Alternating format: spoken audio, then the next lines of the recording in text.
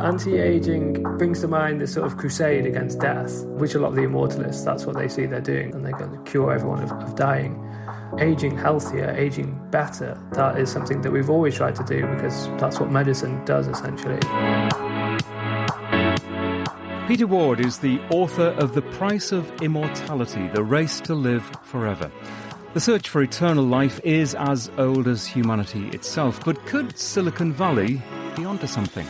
Hello again, welcome to the Live Long and Master Aging podcast. I'm Peter Bowes. This is where we explore the science and stories behind human longevity. This episode is brought to you in association with Clinique La Prairie, the award-winning spa clinic and pioneering health and wellness destination, nestled on the shores of Lake Geneva in Montreux, Switzerland. Combining preventative medicine with bespoke lifestyle and nutrition plans, Clinique La Prairie offers a holistic approach to living fuller, healthier, and longer lives. Peter Ward's book dives into the quest to make humans immortal, the efforts of tech visionaries, scam artists, pseudoscientists, and religious fanatics. What are we to believe, and should we take any of it seriously? Peter, welcome to the Live Long and Master Aging podcast. Thanks, Peter. It's great to be on the show. And the title of our podcast, Live Long and Master Aging, hopefully sets us aside a little bit from those who are pursuing endless life. Fascinating though I find it, and clearly you find it interesting as well. What I aspire to is simply living as long as possible with the best of health. But this sphere of longevity, of aging, is so broad now that it encompasses so many different disciplines. I think it can be confusing to people, can't it? Yeah, absolutely. So, like you said, there's people that, like yourself, which have extremely sort of logical pursuits of trying to make us live healthier lives for longer. And then it just covers this broad spectrum, and at the far end of it is the people that think they're going to live forever. And I think one of the issues with having that broad spectrum and having people at both ends of it is that sometimes, and we've all seen this with headlines in newspapers and on websites, where everything is a way to live forever. It's a cure for death, or a way to make us live until we're 500. And what I found, firstly, was a lot of the gerontologists that I spoke to were extremely frustrated by the claims that we could be immortal, and they found it actually quite detrimental to their work. And then on the other side of it, either puts people off because they think it's crazy, and so they miss out on real things that can help them live healthier lives. And then there's also the funding question as well, that some things don't get funding, the funding that they should get, because they're sort of lumped into this group of things which people say will make you immortal. I think it's a huge source of frustration, especially working in health and the medical sphere, that so much is spent on trying to live forever as opposed to perhaps tackling some of the critical diseases of today. Yeah, I think the good news with that is that a lot of the paths towards so-called immortality, if that was ever possible, the research does send you down the same route as increasing health span. So when people say, I'm going to live forever, I'm going to spend X amount of money to do it, inevitably, because there is no way of living forever that we know of, and possibly never will be, they're always sort of funneled down this path, and they always end up with the gerontologists and the people trying to reverse aging. So a good deal of money even from people who claim, that we're going to live, that we can live forever, people like Aubrey de Grey, the money that he raises, does actually end up with scientists who are treating aging as a disease, and who are looking to reverse and to ease some of the symptoms of aging. So right now it is good that a lot of money goes that way, but of course a lot of money also goes into bizarre things, that are long shots. So there's a huge amount of money, for example, goes into cryonics, which does not help anybody in terms of aging, and there's no proof that it will ever actually work. So all that money, you could say, is, if you were a sort of anti-aging advocate, you'd say that's kind of going down a black hole. But I would say the majority of it actually, and a lot of the Silicon Valley money, is going into sort of worthy causes. It's just whether they have the same goal. If you look at sort of Calico, the Google company, a lot of the research and studies coming out of there is actually addressing cancer, not living forever. So it's doing good work, it's just not doing the work that it said it would do, essentially. Just before we delve further into some of those issues that you just raised there, what spearheaded your interest in this area? Was there something in your life that happened that made you interested in longevity or even eternal life? So I wrote a book. My first book was about space. It was about the privatization of space. And for that book, I interviewed a lot of people who are space fanatics, who want to see us go out into the universe and live on different planets and populate the rest of the solar system. And a big question that they always come up against is, well, you can't go anywhere because you'll die on the way. Essentially, it's too far to find another habitable planet. So there's this huge crossover between sort of people who want to live forever and people who want to go into space. It's always a question. It's always the way that they answer the question, what about overpopulation? It's that we'll go to other planets. So that's what sort of got me into this crowd. And I started to think this is a really interesting topic. And then I heard about the Church of Perpetual Life in Florida. So I thought, okay, I have to go down there and meet these people and see. My first thought was, is this for real? Or is this some kind of tax avoidance scheme? Which I think, to be fair, a lot of people ask the same question, but they're absolutely are genuine and they want to do this. And so, yeah, that's how I got into it. And actually, I mean, to be fair, I met a lot of really lovely and nice people along the way in the immortality crowd that just wanted to live a bit longer. And you referred to just now as some people seeing aging itself as a disease. I know there's a huge amount of controversy over that very simple statement. Based on your studies of this, do you get that? Do you see aging as a disease? I can certainly, I think on balance, I came around to that. I thought that was a completely evidence-based statement. I think if we start looking at aging as a sort of condition, as something that makes the conditions inside the body that makes them perfect for diseases to flourish. So, I mean, the old study, I think it's a really old study now that said if we cure cancer and if we cure heart disease, then we'll still only raise life expectancy by, I think it was 5 or 10 years or something. Right. No one's followed up that study for a very long time, so I'm not sure how relevant it still is.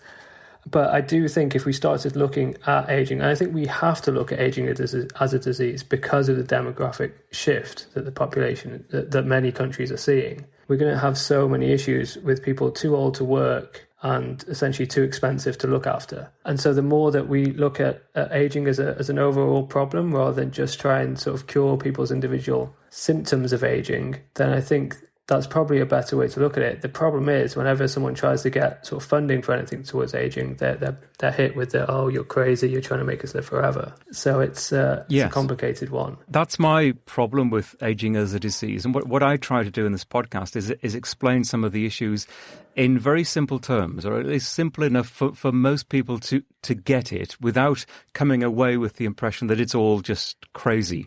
And when you start talking about aging as a disease, I think that is the tipping point for some people into that sort of craziness area. That aging for a lot of people is simply getting older. It's the passage of time. It's the number of years. It's chronological age that, frankly, none of us can do anything about. Yeah, absolutely. And if you think about what aging does, it's hundreds of things and thousands of things, maybe hundreds of thousands of things happening inside your body at the same time. Things are not working as they should be. There's so many different parts. The hallmarks of aging, which I went into in the book, are extremely complex. And so in one way, saying, aging as a disease is a good thing. In another, it does oversimplify the problem of aging, because declaring it a disease suggests that there will be a cure for that disease, or maybe one cure. But there's no way you could cure aging with one. There's never going to be a sort of one silver bullet solution. It's thousands of things going wrong in your body because we're genetically coded to deteriorate and eventually die. They sort of call it the whack-a-mole issue, is that you could solve 99 things associated with aging, but there'll be 100th one, and that's the one that will kill you. I can see why people sort of go away from that, because I think it does oversimplify it, and it also does take you into the realms of almost fantasy, I guess. And the other, I suppose, while we're on the subject, or broadly on the subject, anti-aging or anti-aging, as people here in this country say, that's another term that I think ultimately isn't very helpful. Yeah, so there's a lot of terms thrown around, and I sort of try to not use them interchangeably in my book. I'm not sure if I'm successful. I think you were successful. Yeah, okay, that's good. But yeah, anti-aging brings to mind this sort of crusade against death, which a lot of the immortalists, that's what they see they're doing. It really is. Like, this is the thing that they're doing is a battle. They're waging war against death, and they're going to cure everyone of dying. And I think anti-aging, it doesn't bring about the best of connotations. It's, we are aging, that's fine. That's the most natural thing in the world for an organism to do, is to age. And there's huge evolutionary reasons why we should age and eventually die. So to say sort of anti-aging is sort of going against nature, is going against science. Aging healthier, aging better, that is something that we've always tried to do, because that's what medicine does, essentially. The majority of medicine has always been about helping us stay healthier for longer. You mentioned cryonics just now and dismissed it in the same breath, and that's essentially what you do in the book. Maybe we could just go back for those who aren't fully au fait with what cryonics is. What is it, or at least what does it aspire to be, and why do you dismiss it? Cryonics is basically the theory that if you freeze a body at the point of death, then and you keep it cryogenically frozen, you keep it in certain conditions, then at some point in the future, a technology will emerge where they can rejuvenate that body, they can bring it back to life, and then you'll get a sort of second life, as it were. And so I spent a lot of time with the cryonics people and spoke to a lot of them. And they will readily admit themselves there's no scientific evidence that suggests this will work. And a lot of them even says there's not a very good chance this will work. There's a 1% chance, there's a 0.1% chance this will work. And they'll admit that themselves quite freely. Their argument is, well, I'm dead anyway, so why wouldn't I take the 0.1% chance rather than the 0% chance and be cremated or buried?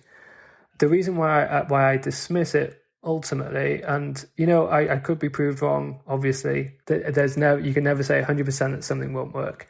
But the reason why I dismissed it after sort of talking to them, after going into it a lot, is that I think they have reached a point where they put too much emphasis on that future technology. So they think that future scientists will figure out a way to bring us back to life, and they're putting too much faith, and it ultimately becomes a question of faith, and that's too far away from science for my liking personally, when you have to take that leap of faith to believe in it.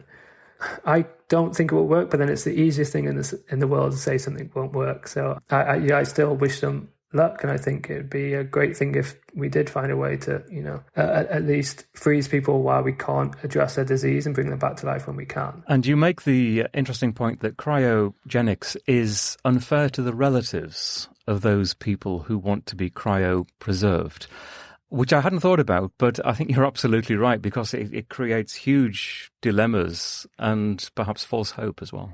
Yeah, absolutely. It can cause a lot of friction within families, because a lot of the times people take out a sort of second life insurance policy, which when they die, it pays out to the cryonics company to look after them. So if you're a sort of family member and you see this $300,000 payout, which goes to another company, and perhaps you didn't get as much as you wanted or need, or if one member of the family didn't get their inheritance, then that can cause a lot of friction. Another argument is that it takes away the sort of tools that we've grown accustomed to in dealing with death. So you can't really, I guess, accept that the relative has gone in the same way as if you buried them or cremated them. It's quite an invasive procedure that happens, and then obviously you don't have that funeral. I mean, I guess you could still have a funeral, but the person would still think that they'd be coming back to life. It definitely complicates death, and that's hard enough to deal with already, I think. So it can be tough on relatives and especially ones that just don't know why they did it. And a lot of people don't know about cryonics at all until the moment where they realise that a relative has signed up to it. And we'll continue this conversation in just a moment. Hey, quick question for you. Are you someone who wants to be fit, healthy, and happy? And what if I told you could get your dream body by simply just listening to a podcast? I'm Josh. And I'm KG, and we're the hosts of the Fit, Healthy, and Happy podcast. Listen, we get it. Fitness isn't easy. Carbs, no carbs. Just stop, okay? It doesn't have to be that complicated. And that's why we made this podcast. We get straight to the facts so you can become your best you. So the way to check us out is click the link in the show notes or search Fit, Healthy, and Happy podcast on any of the major podcast platforms. We'll see you soon.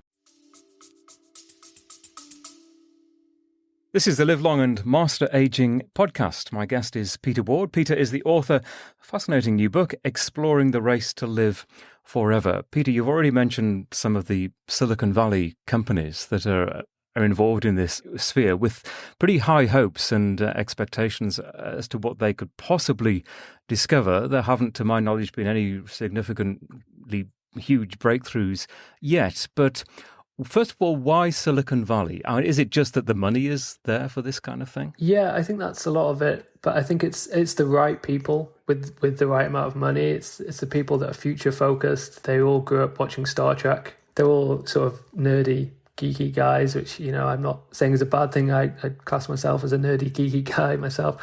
But I think it's the kind of people that, the Silicon Valley sort of mantra is, basically nothing is impossible, and they have lots of them, move fast and break things and things like that. So it's the perfect sort of timing for this money. And they're also rich. The technology sector is the most powerful in the world right now. I don't think you can really deny that. So it's people with a lot of money and on the whole sort of libertarian leanings, which helps. And then also just this fascination with all things sort of science fiction and wanting to change the world, and what would be the biggest way to change the world, and that, I guess, would be to stop people dying. It's definitely ego massaging in some cases. In others, like, what do you do when you've got all the money in the world and you can do anything? What's the one thing that you can't buy is more time. But I guess Silicon Valley turned around and said, well, why should that be the case? Maybe we can buy ourselves more time. So, it's and it's interesting because the old immortality crowd used to be quite sort of hippie-ish. It used to be all sort of this new age spirituality, and now you have this Silicon Valley money coming in, and it's really a clash of cultures, those two going up against each other. It's a fascinating time. And I think it was, you mentioned this in the book, Aubrey de Grey, who said that some of these companies are simply finding things out for the sake of finding things out. Is there much of a distinction between what they're doing and what the more established traditional university research departments are doing? I don't think there is a huge difference because they are hiring en masse, the academics. So it's the same people and they're given loads of money. They're just hitting the same problems that we always do when you try and cure death. The results are never going to be as spectacular as you think. They're never going to, it's not going to be one day, we've invented everyone drink this solution and then we'll live a bit longer.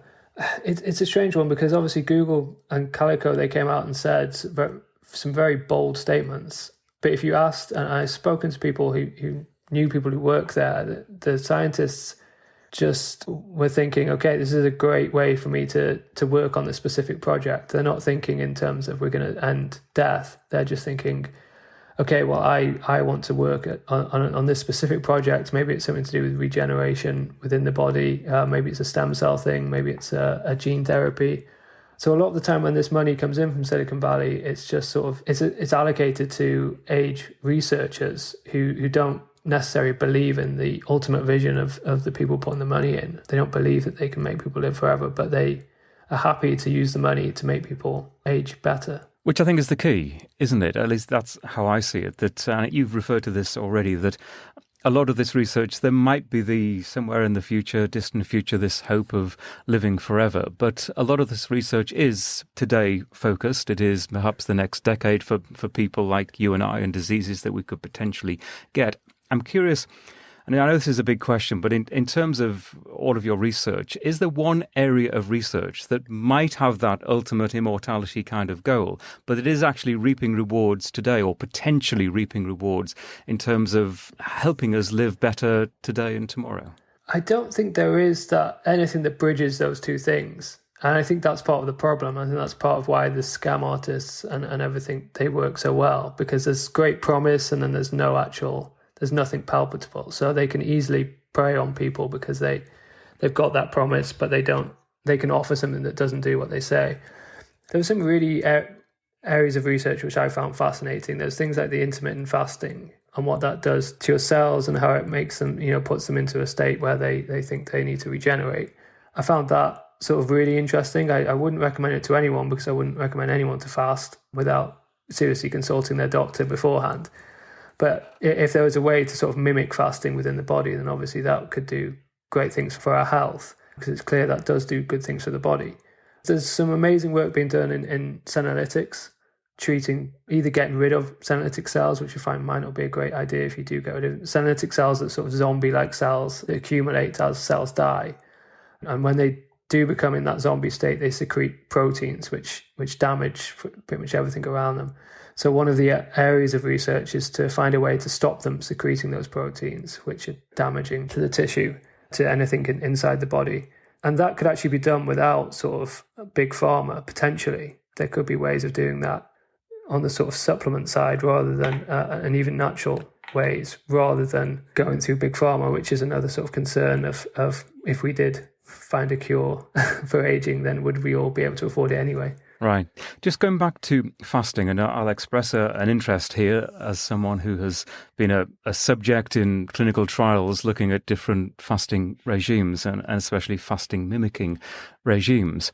The University of Southern California, Dr. Walter Longo, has done a lot of work on this, and we've had him as a guest and others and talked in some detail about this. One thing, and you referred to intermittent fasting, one thing that sort of niggles me often is the use of that term and how vague it is and how it can mean to different people lots of different kinds of regimes that really have very little to do with each other. It could be an intermittent 2 days a week fasting regime. It could be a 16-8, which is more like time-restricted eating. It could be a 23-1. You fast for 23 hours, you eat for 1 hour.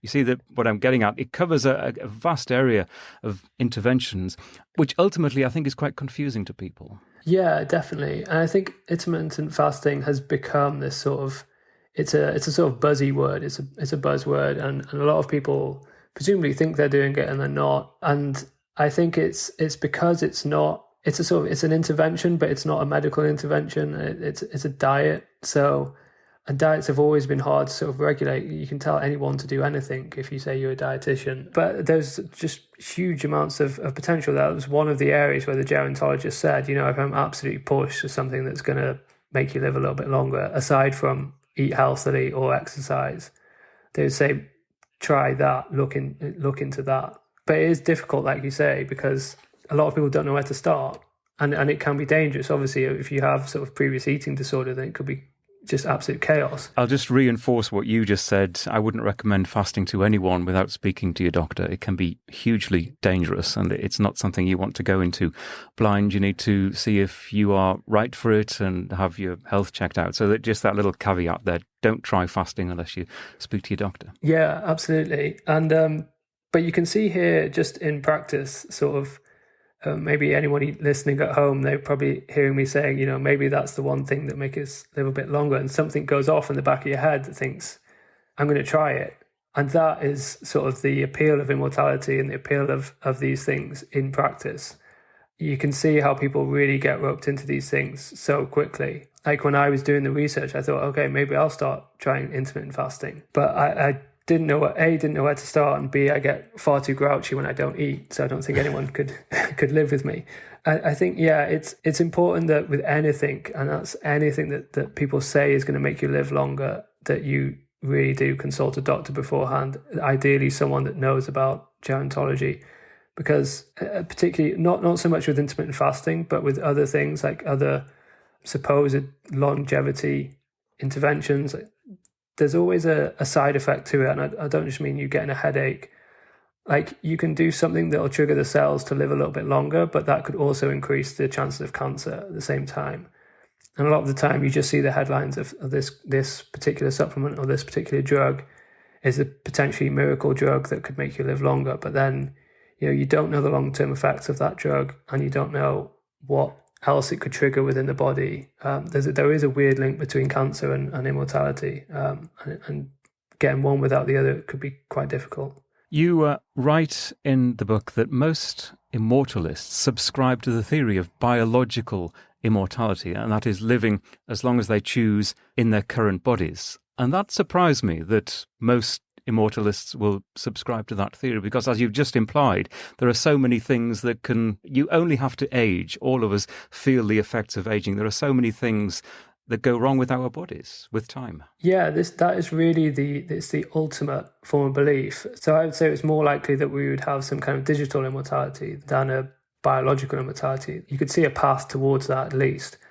some form of digital immortality. So to say that we live forever in these current bodies is an astonishing claim, especially since we don't know how long the Earth is going to last, how long the Earth will be habitable for.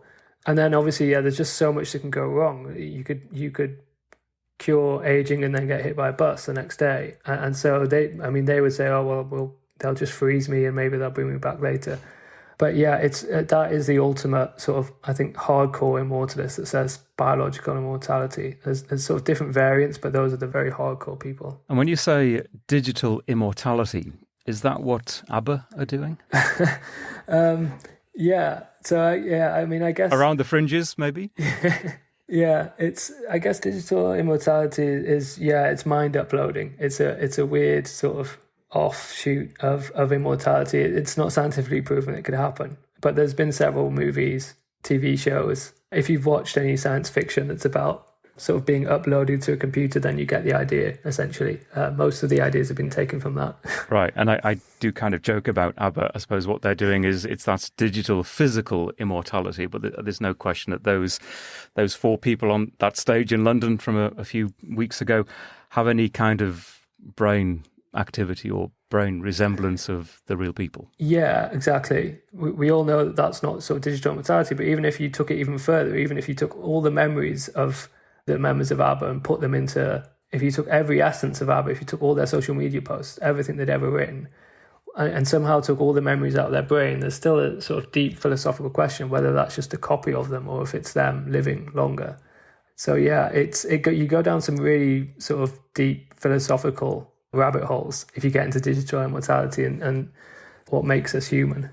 You hear a lot these days about epigenetic clocks and biological aging versus chronological aging. What do you make of this quest to essentially be biologically, to be physically younger than the calendar suggests? A lot of people are paying for these services. A lot of people are trying to figure out whether they are really 42 when they're physically 47 or whatever it is. Is there any point in that? I don't think so, personally. I think all that's going to send you down is a route to sort of obsession with those particular biomarkers, which we can't even be sure because they take certain biomarkers and say how old you are within those parameters. We can't even be sure those are the definitive ones. Because ultimately, I think always the way that what they're going to tell you is, but you're slightly older than your chronological age, so you better eat more healthy and exercise and you'll get it down. I don't think any of us need to be told that eating healthy and exercising will improve our biological age. We can all figure that out. We can all do that a little bit more. Personally, I wouldn't use them, and I have seen some people write quite damning papers on the epigenetic clocks that are out there just saying they're absolute nonsense. Some of them use some biomarkers, some of them use others. I think if anyone's charging you a huge amount of money for that, you have to really, really look into them. First of all, are they selling other stuff? is a good question to ask. Are they then going to say, you're not aging well, so why don't you buy this and you'll age better? That's a big red flag if they're going to sell you a supposed cure for whatever problem they find. And then also, I just don't think the information you get is going to be as illuminating as you think it is. What does it even mean that we're sort of 5 years older than our chronological age? We don't know. Somewhere in us is some kind of genetic code that suggests when we're going to die. But these epigenetic clocks, I don't think are telling us that. And they can't account for things that are completely out of our control as well. Another aspect of longevity, I talk about this a lot, and it's a source of frustration, that there is so much out there. Some you can believe, respected scientists, some you can be skeptical about, and some you can dismiss very quickly. People are very, very confused about interventions to not only live better now, but potentially extend their lifespan or indeed health span, the number of years that we enjoy the best of health. And it's the confusion, I think, that puts so many people off. They say, well, I'm just not going to bother. I'm going to live and let live. Do you sense that? And is there anyone pushing back against that in the sphere of longevity and research? Yeah, absolutely. I think that there is definitely, I got a sense of that. I think when you sort of talk about living longer or living forever in any respect, and myself included this, you kind of get attacked from all sides. You get the people that say, oh, this is nonsense, you're never going to live a bit longer, so why don't you just stop telling me what to do. And then you also get the people that think they're going to live forever saying, why are you so skeptical? Why are you saying this won't work? And so you really just, I try and put myself in the middle. I admit I am a skeptic, and maybe I'm too skeptical sometimes, but I think we have to do a better job of educating people on how to go through these things and determine what is good and what is not. It's really easy to take a look at a medical paper and think that looks amazing, it's going to make me live forever. But look at, I guess one of the golden rules is look at what it's been done. If it's been done using mice or other animals, then there's still a huge way to go for that to be translated to humans. So that's probably not going to be something you can do anytime soon. And I think gerontologists get exactly this thing as well. They get told that they're going against sort of nature by trying to make us age a little bit better. And then they also get told, oh, why aren't you already making us live forever, by the people who want to live forever? So it's a really confusing. It doesn't help that we have a sort of a media which is generally, and I hate generalizing the media because some people do this amazingly, but I think take sort of newspapers and sort of general interest websites and magazines, they're not as, I guess, scientifically literate as you'd want. They do take papers and they spin them completely out of control, which is why we get these sort of headlines saying don't eat carrots, they're going to kill you, or eat as many carrots as you can because they're your only way to live a bit longer.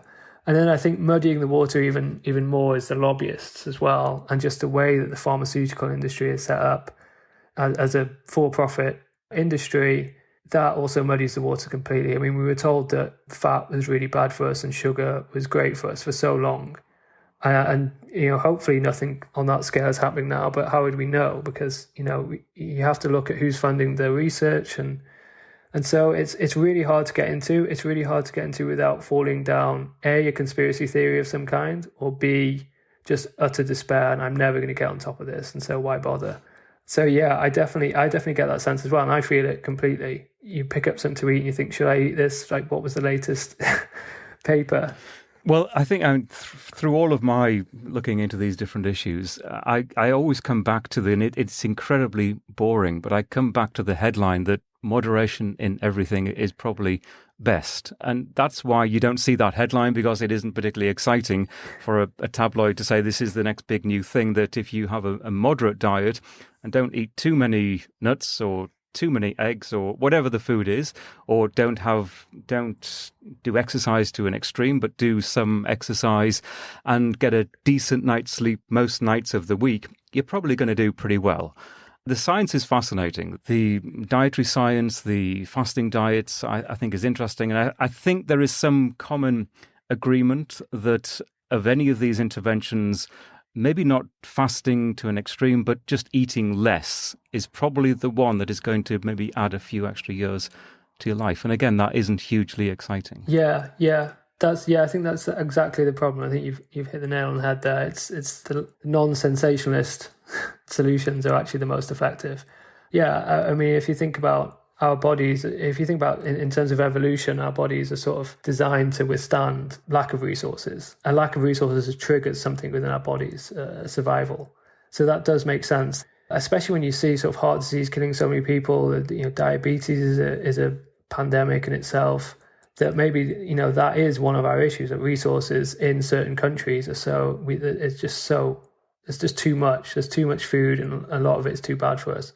And so it's one of the, but then you say that to other countries where they don't have enough resources, and it's one of the great sort of issues of our time, the inequality, I guess, that one half of the population is killing itself by eating too much and another half doesn't have enough. Exactly. It is sometimes a difficult conversation to have when, as you say, there are millions around the world that are quite literally starving.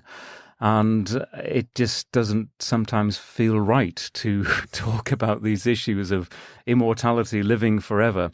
Yet, I suppose for a lot of people in the Western world, they are bombarded with these messages, and it just makes us think. And I think not everything that you talk about in your book and some of the things that I discuss on this podcast are to be dismissed, but there's a huge dollop of common sense that has to be thrown in there. Yeah, absolutely. And I think there is an issue of people not realizing that their health affects others, I think, as well. We should feel that we need to look after each other. We don't live, individually. What we do affects the rest of society. Just as, people were asked to wear masks in a pandemic. You should also try and look after yourself in the spirit of community and society, because especially when we go through, difficult times, you don't want to be that sort of drain on society if you're constantly getting sick because maybe you didn't look after yourself. Just do the bare minimum, I guess. So we should feel that sort of burden to improve our health, especially as we get older. And obviously the other thing is that you're never too young to start. We start to age the minute we're born, and we start to deteriorate, I think someone told me sort of 20-ish. So basically all of us are in this sort of state of deterioration, and we should do anything we can to slow that down, not just for us, but for, our loved ones and society as a whole. I agree. You're never too young or indeed too old to start some sort of common sense intervention that might make life and your health better. I'm curious, Peter, after this huge body of research that you've done, is there anything about your lifestyle that you've changed with your own longevity in mind? And also, what are your longevity, if you have them, longevity aspirations? So I haven't changed anything, to be perfectly honest. I think finishing the book probably added on years to my life. I think while I was writing it, maybe I could feel myself aging faster. But no, I think... Almost every author will probably say that. Yeah, I think they'd say the same thing. There are certain things that I know I can do better in terms of my longevity. I think one of the things... I'm vegetarian personally, and that has been brought up a lot as a potential thing that could help you be healthier for longer. I haven't gone sort of full plant-based. I might try that at some point to see how it makes me feel. But basically, I'm vegetarian because I just felt healthier. It wasn't anything to do with my sort of longevity goals. It was more in the sort of immediate, that day. I felt better and I just carried it on. Yeah, I don't set myself a goal. I think we're all sort of...